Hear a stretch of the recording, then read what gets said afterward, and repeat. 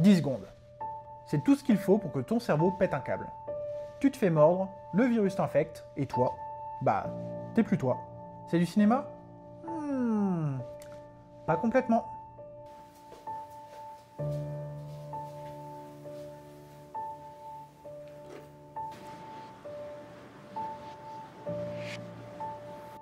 Mais qu'est-ce que c'est que ce bordel encore?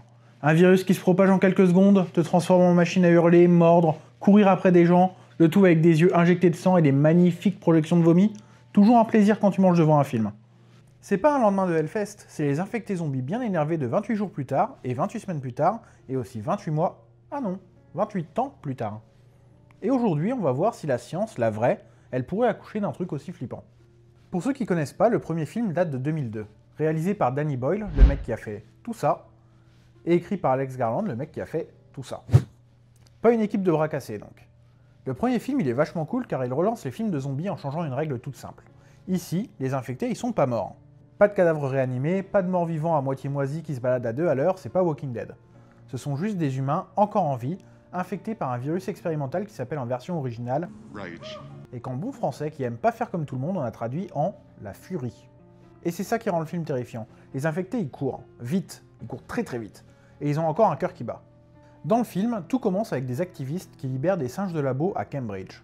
Petit problème dans leur plan, les singes sont contaminés par une version modifiée du virus de la rage. Ils sont furieux, littéralement. Ils mordent leur libérateur et là, en 10 secondes chrono, le premier mec est infecté, et là, t'as plus un pote, t'as une furie qui hurle et te saute à la gorge. Donc la première leçon du film, c'est ne pas libérer des animaux infectés par un virus sans savoir quel virus ils ont. 28 jours plus tard, tout le Royaume-Uni est infecté. Alors, est-ce que ça pourrait vraiment arriver dans la vraie vie, et est-ce qu'on peut vraiment choper un virus et devenir un genre de psychopathe ultra violent et incontrôlable? Pour commencer à répondre à cette question, commençons par voir ce que c'est qu'un virus. Un virus, c'est une particule microscopique, bien plus petite qu'une bactérie. Ça fait en général entre 20 et 400 nanomètres, soit entre 250 et 5000 fois plus petit que le diamètre d'un cheveu humain. Un virus, c'est pas vraiment vivant. Ça ne mange pas, ça ne respire pas, ça ne se multiplie pas par lui-même. C'est juste un fragment de matériel génétique, de l'ADN ou de l'ARN, enfermé dans une coque de protéines qu'on appelle une capside. Parfois, cette capside est elle-même enveloppée d'une membrane d'origine cellulaire, une enveloppe lipidique de graisse, piquée à la cellule qui l'a infectée comme un manteau volé. Car oui, comme un virus, il peut rien faire tout seul, il doit obligatoirement infecter. C'est-à-dire entrer dans une cellule vivante pour se répliquer. Et dès qu'il est entré, le virus, c'est pas un invité sympa. Il détourne tout. Il utilise les enzymes de la cellule, ses ribosomes, son énergie pour produire des copies de lui-même. Et le pire, la cellule, elle se rend compte de rien. Elle bosse jusqu'à l'épuisement. Et quand il n'y a plus de place à l'intérieur, les nouveaux virus explosent la cellule comme une bulle de savon. Puis ils vont chercher les cellules voisines. Et ça recommence encore et encore. Si on prend un cas concret, par exemple le rhume. On l'appelle souvent à tort une maladie alors que c'est un syndrome provoqué par plusieurs familles de virus différents. Des coronavirus, des gentils, pas ceux qu'on connaît trop bien depuis 2020, des adénovirus ou les plus fréquents, les rhinovirus. Les rhinovirus, ça cible les cellules épithéliales des voies respiratoires supérieures. Concrètement, en gros, ça infecte les cellules qui tapissent l'intérieur de ton nez, de ta gorge et parfois de tes bronches. Ces cellules épithéliales, elles ont des récepteurs spécifiques à leur surface que le virus reconnaît, un peu comme une clé dans une serrure. Une fois accroché, il entre, il libère son ARN, et la cellule, elle commence à produire du virus au lieu de faire son boulot normal. Le résultat, c'est que les cellules infectées meurent, ou alors elles se mettent à dysfonctionner, ton système immunitaire s'en mêle, et là c'est le bordel. Inflammation, production de mucus, éternuement, tout, pas tant à cause du virus lui-même, que de la réaction de défense qu'il enclenche. Et c'est pour un virus qui est relativement bénin. Un virus qui reste plutôt en surface, dans des tissus non vitaux, mais certains virus, eux, ils vont plus loin. Ils ciblent les tissus spécifiques et on appelle ça leur tropisme. Et quand ce tropisme concerne le cerveau, alors là, c'est tout de suite beaucoup moins fun. Et c'est là qu'on en vient à la rage. Je pense que je ne vous apprends rien si je vous dis que la rage, c'est pas une invention de scénariste. C'est un virus qui est bien réel. La vraie rage, même si c'est pas la même que dans le film, ça fait déjà bien flipper. Je pense que vous avez direct à l'esprit un raton laveur qui bave et qui veut vous bouffer.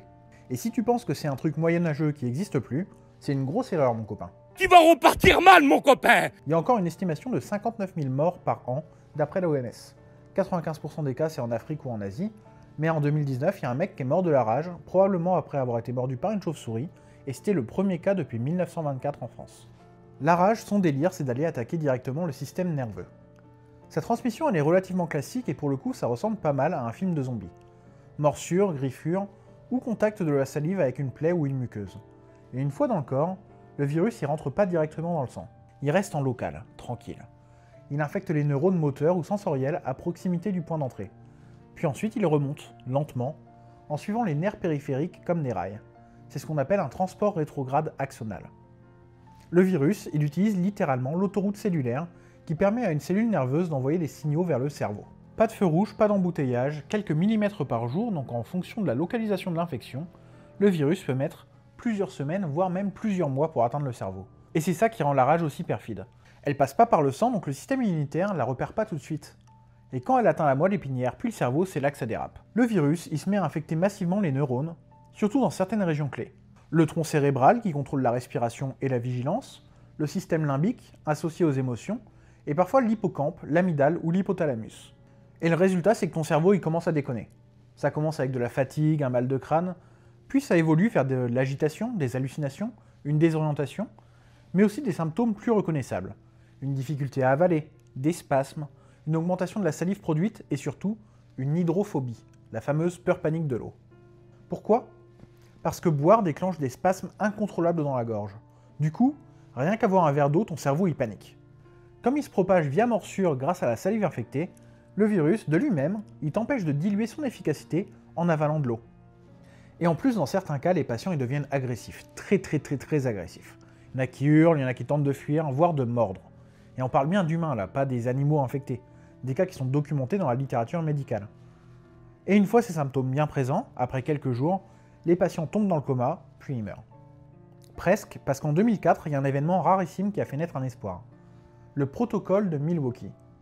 Il y a une adolescente américaine qui s'appelle Jenna Gies qui est mordue par une chauve-souris. Et elle ne reçoit pas le vaccin à temps. Mais contrairement à tous les cas précédents, elle a survécu. Elle survit parce que les médecins totalement démunis, ils improvisent un traitement expérimental et ultra agressif. Ils lui administrent des sédatifs puissants, ils protègent son cerveau par hypothermie et ils soutiennent intensivement ses fonctions vitales pendant plusieurs semaines. En gros, on l'a mis au dodo et foutu au congèle pendant quelques semaines. Et l'idée derrière tout ça, c'était de mettre son cerveau en pause, pour éviter les dégâts liés à l'inflammation virale, pendant que son système immunitaire découvrait le virus et montait une réponse adaptée. Et ça a marché. Jenna s'en sort. Lentement, douloureusement, avec des mois de rééducation, mais elle est encore vivante. Ce qui, pour un cas symptomatique de rage, relève du miracle. À l'époque, c'est une révolution, et des équipes médicales du monde entier ont tenté de reproduire l'expérience. Mais c'était un one-shot. Depuis 2004, il y a eu plus de 40 tentatives de protocoles similaires qui ont été menées, et le résultat, c'est qu'il y a moins de 6 survivants dans le monde. Et encore, parmi ces survivants, il y en a plusieurs qui avaient reçu une dose partielle de vaccin avant l'apparition des symptômes, ce qui fausse les conclusions. Donc le taux de succès réel pour des patients non vaccinés et symptomatiques, c'est proche de zéro. Aujourd'hui, le protocole de Milwaukee s'est considéré comme hautement expérimental, sans vraie preuve solide d'efficacité. Et dans la majorité des cas, ça a fait que prolonger l'agonie. En pratique, le seul vrai traitement, c'est la prévention. Et là, la médecine, elle a une arme redoutablement efficace, le vaccin antirabique. Je vous renvoie sans pression sur ma vidéo sur Pasteur pour en apprendre plus. Il existe 2 usages pour ce vaccin. D'abord, tu as la vaccination préventive, généralement pour les vétérinaires, les spéléologues, tous ceux qui peuvent être vraiment exposés. Donc tu as plusieurs doses administrées en amont de toute potentielle infection. Et ensuite, tu as la vaccination post-exposition. Si tu te fais mordre, pas de panique immédiate, si tu réagis assez vite, on te fait plusieurs injections réparties sur une dizaine de jours, injectées localement autour de la plaie. Et ce cocktail, ça stimule ton système immunitaire avant que le virus atteigne ton cerveau. Tant que le virus il est encore dans tes nerfs périphériques, c'est jouable. Mais une fois qu'il est dans le cerveau et qu'il a franchi la barrière, il n'y a plus aucun vaccin, plus aucun traitement qui ne fonctionne. La rage, c'est un virus qui te laisse une et une seule fenêtre d'action. Et si tu la rates, bah t'es mort. C'est pour ça qu'en cas de morsure par n'importe quel animal sauvage, prends pas de risque, va te faire vacciner, comme ça t'es sûr. Parce qu'on ne peut pas attendre de savoir si l'animal qui t'a mordu il était contaminé ou pas. Parce que déjà, les signes cliniques, ça met parfois des jours à apparaître, et entre-temps, le virus il peut déjà avoir commencé sa course vers ton cerveau. Et en plus, la technique pour vérifier si un animal est contaminé, bah c'est plutôt énervé. On décapite l'animal, puis on analyse son cerveau. Donc ouais, la rage dans sa version naturelle, elle fait déjà flipper. Et c'est là que 28 jours plus tard, il fabrique pas tout à partir de rien. Il prend ce virus, et il le pousse à fond. Donc ok, c'est pas pareil, mais est-ce qu'on pourrait avoir une affection similaire en réalité? Parce que la rage, c'est pas le seul virus qui peut infecter le cerveau et le système nerveux. Il y en a une paire d'autres, et on les appelle des virus neurotropes. T'as le virus du Nil occidental par exemple, qui peut provoquer des troubles neurologiques sévères. Ou même notre nouveau copain, le Covid-19, dans de rares cas, il a montré qu'il pouvait grimper dans le système nerveux central, et là, perte d'odorat, brouillard mental, fatigue extrême. Mais comment ces virus atteignent le cerveau? Il y a plusieurs routes. Déjà, il y a celle dont on a parlé pour la rage. Ils peuvent remonter discrètement et directement les nerfs, comme des petits ninjas moléculaires jusqu'à atteindre ton cerveau. Ou alors ils peuvent passer par le sang et traverser la barrière hémato-encéphalique. Cette barrière, c'est un filtre ultra sélectif entre ton sang et ton cerveau qui est conçu pour bloquer tout ce qui pourrait être toxique. C'est une vraie forteresse. Mais il y a certains virus qui sont malins. Ils se planquent dans les cellules immunitaires comme des petits espions pour franchir la frontière en douce. Et une fois là-dedans, c'est open bar. Et là, tout dépend des zones cérébrales qu'ils attaquent. De manière très théorique, imagine qu'un virus veuille vraiment créer un humain façon 28 jours plus tard. Il faudrait qu'il cible 3 grandes régions du cerveau. Le cortex préfrontal d'abord. C'est le siège de la logique, du contrôle de soi et de la morale. C'est lui qui va te dire non. Balancer ton collègue contre une photocopieuse, c'est pas vraiment adapté au contexte. Si tu le désactives, t'as plus de frein, juste des impulsions brutes. Ensuite, t'as l'amygdale. C'est le centre de la peur, de l'alerte et de l'agression. Si tu la surstimules, tu obtiens une vigilance extrême, une panique constante, une réaction de fuite ou d'attaque à la moindre stimulation. Et enfin, tu as le striatum et le noyau accumbens. Là, on est dans le système de récompense. Celui qui pousse à répéter un comportement encore et encore, même s'il est complètement absurde ou destructeur. Et c'est là que les comportements addictifs prennent racine. Si tu stimules cette zone, t'obtiens quelqu'un qui fonce, qui mord, qui court, sans jamais s'arrêter, un programme en boucle. En gros, l'idée c'est que tu coupes les freins, tu montes le volume de la rage et tu débranches la réflexion. Et là, on peut commencer à s'amuser. Et tout ça, c'est théorique, non? Bah, pas tant que ça. Bon, on a déjà parlé de la rage et des virus. Mais c'est pas les seuls qui peuvent jouer avec votre cerveau. Par exemple, il y a aussi les parasites, comme Toxoplasma gondii. Il peut infecter le cerveau des souris et supprimer leur peur des chats. Résultat, elles s'approchent du danger au lieu de se barrer. Et elles se font bouffer. Et là, le parasite, il peut continuer son cycle dans l'intestin du chat. Et puis, t'as aussi les champignons, genre Cordyceps. Si vous avez vu The Last of Us, vous savez de quoi je parle. Ce champignon, il existe en vrai, et on en parlera bien en détail dans une prochaine vidéo, donc n'oubliez pas de vous abonner. Ce champignon, il infecte les fourmis, il prend le contrôle de leur système nerveux, les pousse à grimper en hauteur, puis il les tue et fait exploser un champignon hors de leur crâne pour disséminer ses spores. Et si tu penses qu'il n'y a que des pathogènes qui peuvent faire ça, on peut parler un instant des drogues. La drogue, c'est mal. Vous voyez ? Certaines substances comme le PCP ou le flaka peuvent induire des états proches de la folie furieuse. T'as des gens à poil qui hurlent dans la rue, ils frappent des voitures, ils se cognent contre les murs, ils perdent toute coordination, et parfois ils deviennent agressifs au point de mordre des passants ou les policiers. Et le plus dingue, c'est que ces drogues ciblent précisément les zones du cerveau dont on parlait tout à l'heure. Le préfrontal, l'amygdale et le striatum, le triptyque de la perte de contrôle. Donc si un jour un virus évoluait ou était modifié pour reproduire les effets de ces drogues, est-ce que ce serait absurde? Bah peut-être pas tant que ça. Le vrai problème dans 28 jours plus tard, c'est pas vraiment le virus finalement. C'est la vitesse d'infection. Ça prend que 10 secondes à incuber. Non mais vraiment, dans la réalité, même les virus les plus rapides, bah, ça n'a pas la même vitesse. Par exemple l'Ebola. Ebola c'est pas fun, et c'est un des plus violents qu'on connaisse. Temps d'incubation, entre 2 et 21 jours. Et encore, c'est pour déclencher une fièvre hémorragique, pas pour aller faire le con dans ton cerveau. La rage, on en a déjà parlé. Plusieurs semaines à plusieurs mois entre la morsure et les premiers symptômes. Alors un virus qui te transforme en bête enragée 10 secondes après une morsure, biologiquement c'est presque une insulte. La seule façon d'aller aussi vite, ce serait de te l'injecter directement dans le cerveau ou dans la moelle épinière. Et encore, même là, il faudrait du temps pour qu'il se réplique, qu'il infecte assez de neurones, qu'il modifie le comportement. Le délai d'incubation, c'est pas juste une pause scénaristique. C'est le temps que le virus met pour s'installer, se multiplier et déclencher une véritable réponse physiologique. Même les virus qui causent des gastro ou des grippes en 24 heures, ils ont besoin de passer les barrières immunitaires, trouver les bonnes cellules et se répliquer en masse. Alors non, un virus qui te transforme en furie écumante en moins de 10 secondes, c'est de la pure fiction. Mais bon, c'est du cinéma, ce serait chiant à regarder si on attendait des plombs entre chaque morsure pour avoir une contagion. Mais il y a un autre truc intéressant dans 28 jours plus tard, ou plus précisément dans sa suite, 28 semaines plus tard. Le porteur sain. Alors spoiler alert, il y a un personnage qui est mordu, mais il se transforme pas, il garde le virus en lui, sans symptômes, mais par contre il est toujours capable d'infecter d'autres personnes, ce qui déclenche un énorme bordel. Et ça c'est plutôt crédible. En biologie, on appelle ça un porteur asymptomatique.